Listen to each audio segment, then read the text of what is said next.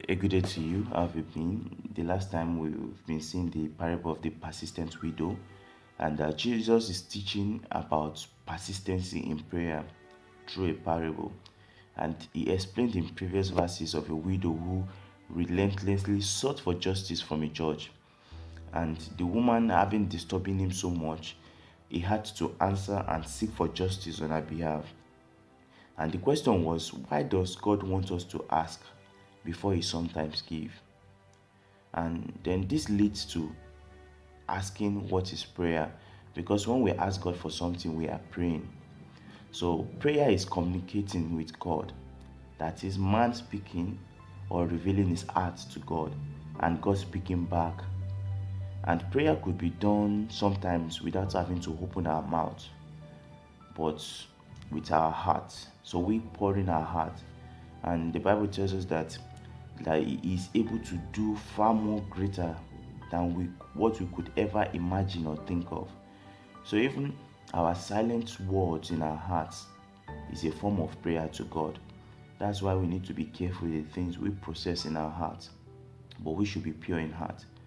But in most cases, it's necessary that we open our mouths while praying. So also praying shows and depicts some meaning which makes it very important for us. And firstly, it shows our submission to God, then surrenderance.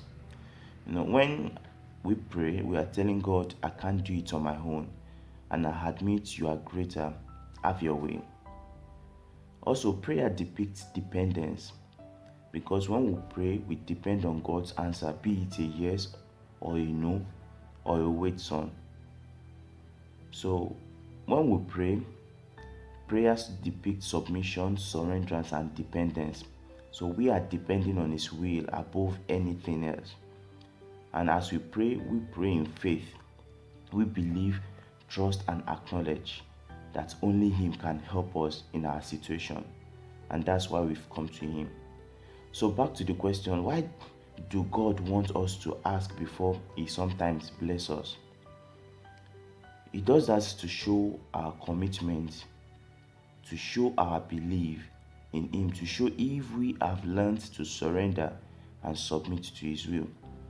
Even though Luke 12 verse 32 says, it gives God great happiness to give us the kingdom, something of much more value than material things. And we know the famous Matthew 7:7, ask and ye shall receive, knock and shall be opened, seek and ye shall find. But another pressing question is, why does God delay sometimes when we pray? Because these are some of the questions that we might be asking all the time. Now, having looked at what prayer means, God, best known to him, knows his own timing, and his timing is best. It doesn't work on man's timing. That's what we need to know. And one thing for sure is that his timing will always be at the right time. And as he seemingly withhold the answer, as a person, we need to learn to wait patiently, learn to trust him, learn to trust him more, and count on his faithfulness. That is, he has blessed us in the time past. So counting this diligently will help us carrying on during the waiting time on God. So God is never late. That's what we need to know. And verse 8 tells us the last words of Jesus in the parable, that I tell you, he will give you justice to them speedily. Nevertheless, when the Son of Man comes, will he find faith on earth?